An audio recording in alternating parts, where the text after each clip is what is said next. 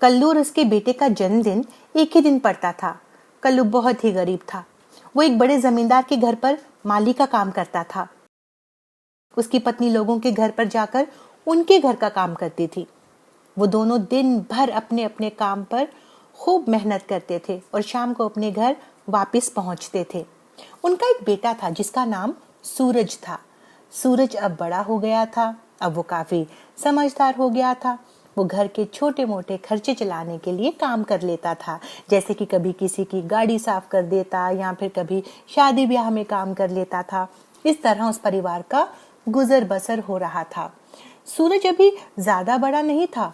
उसका भी मन करता था कि वो अपनी उम्र के बच्चों के साथ खेले, मस्ती करे, घूमे फिरे, पर वो ये सब नहीं कर पाता था क्योंकि उसका परिवार गरीबी का जीवन जी रहा था। एक बार की बात है, सूरज घर पर था। उसके पिताजी काम पर गए थे। घर पर माँ और सूरज ही थे। तभी घर के दरवाजे पर एक दस्तक होती है। सूरज दरवाजे की तरफ आता है तो देखता है दरवाजे पर कोई खड़ा है। सूरज उनके पास जाता है और पूछता है, अरे तुम कौन हो? मैंने तो पहले तुम्हें कभी नहीं देखा। दरवाजे पर एक लड़का खड़ा था जो कि सूरज की उम्र का ही था। वो सूरज से कहता है, मेरा नाम राजा है। मैं आज ही इस गांव में आया हूँ। कल मेरा जन्मदिन है और मैं गांव के सब लोगों को अपने घर पर बुलाना चाहता हूँ। लेकिन आज से पहले तो हमें किसी ने अपने घर पर नहीं बुलाया, वो दावत खाने के लिए। वो सब मुझे नहीं पता। कल तुम अपने पूरे परिवार के साथ मेरे घर पर आ जाना, ठीक शाम को 5 बजे। इतना कहकर वो वहां से चला जाता है। सूरज अंदर आता है और अपनी माँ से कहता है, माँ, ये जन्मदिन क्या होता है? वो राजा हम सबको अपने घर पर बुलाने आया था। हम चलेंगे ना माँ? उसकी माँ चुप रहती है। उसे समझ नहीं आ रहा था कि वो सूरज को क्या कहे। वो उसकी बात तो टाल देती है और कहती है, कुछ नहीं बेटा, कल चलेंगे, तू तैयार रहना। ऐसा कहकर वो भी अपने काम पर चली जाती है। शाम को सूरज के पिताजी घर आते हैं। घर आते ही सूरज अपने पिताजी से पूछता है, पिताजी, ये जन्मदिन क्या होता है? उसके पिताजी उसे कहते हैं, कल हम जहाँ पर जा रहे हैं वहाँ जाकर देख लेना कि जन्मदिन क्या होता है। कुछ देर बाद सूरज सोने चला जाता है। कल्लू और उसकी पत्नी बातें कर रहे थे। सुनो जी, कल अगर सूरज वहां से आकर हमसे पूछेगा कि हम उसका जन्मदिन क्यों नहीं मनाते तो हम उसे क्या कहेंगे? तो ऐसा करते हैं, कोई बहाना बना देते हैं वहाँ ना जाने का। अरे तू भी कैसी बात करती है? बेचारा कितना खुश है वहाँ जाने के लिए। बड़े सालों बाद तो हमें किसी ने अपने घर पर बुलाया है। और फिर बात करते करते वो दोनों भी सो जाते हैं। अगले दिन वो तीनों सुबह से ही बड़े खुश थे। अपने अपने काम खत्म करते वो तीनों राजा के घर जाने की तैयारी करने लगे। राजा अपनी खिड़की से बाहर देख रहा था कि सब लोग राजा के घर जाने के लिए अपने अपने घरों से निकल रहे थे। सबने नए और अच्छे अच्छे कपड़े पहने थे। उनके हाथों में बड़े बड़े उपहार थे। सूरज सोच रहा था कि वो क्या पहने, क्योंकि उसके पास तो नए कपड़े ही नहीं थे। तो वो लोगों के दिए कपड़े पहनकर ही रहता था। वो अपनी माँ के पास जाकर कहता है, माँ, मुझे भी नए कपड़े पहनने हैं। देखो सब लोग नए और सुंदर कपड़े पहनकर राजा के घर जा रहे हैं। पर उसकी माँ कहती है, अरे बेटा, तू तो ऐसे ही बहुत सुंदर लग रहा है। तुझे नए कपड़े की क्या जरूरत है मेरा राजा बेटा? ऐसा कहकर वो सूरज को प्यार करने लगती है। सूरज मान जाता है और फिर वो अपनी माँ से कहता है, माँ, तू तो नए कपड़े पहन ले। मैंने तुझे कभी अच्छे कपड़ों में नहीं देखा और पिताजी को भी नहीं देखा। देखो ना माँ, सब लोग कितने अच्छे अच्छे बनकर जा रहे हैं।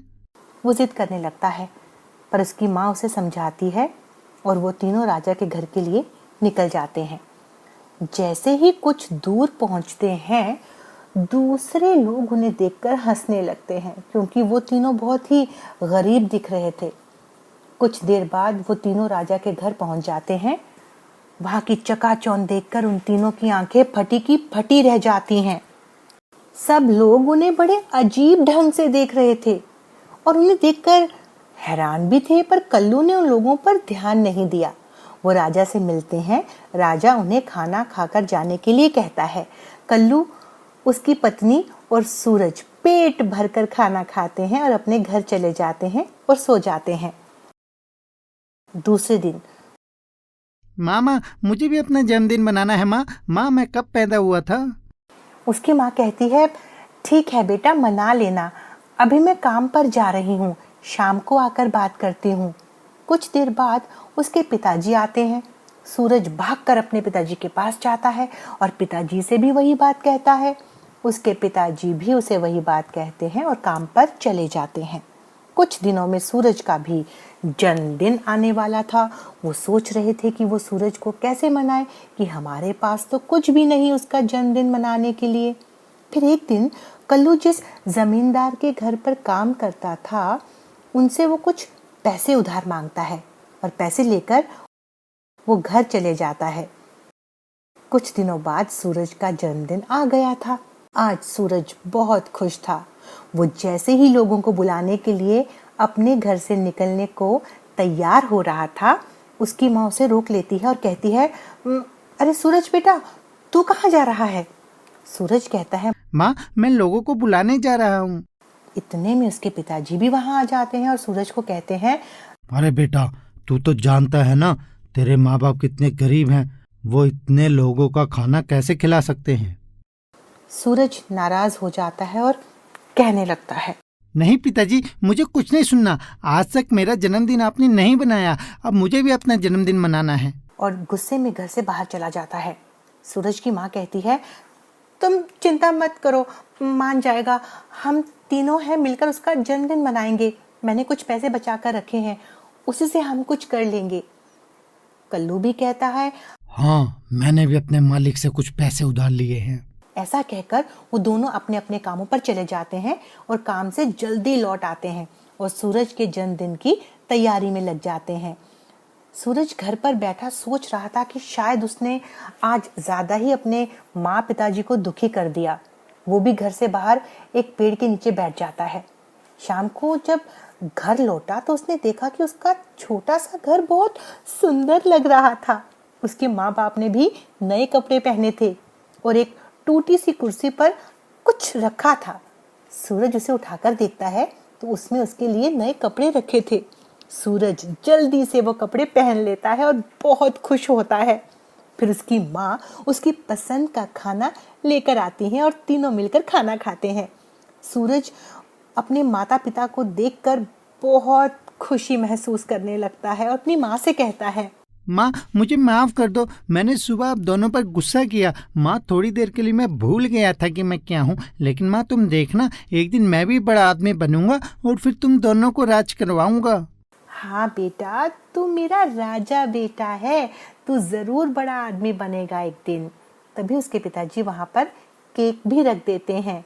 ये है हमारे सूरज का जन्मदिन का केक। सूरज केक देखकर बहुत खुश हो जाता है। बेटा, अगले साल हम इससे भी बड़ा केक लेकर आएंगे तुम्हारे जन्मदिन पर। हाँ बेटा, तुम्हारी माँ ठीक कहती है, अगले साल हम तुम्हारा जन्मदिन और भी अच्छे से मनाएंगे। ऐसा कहकर वो सूरज को गले से लगा लेते हैं।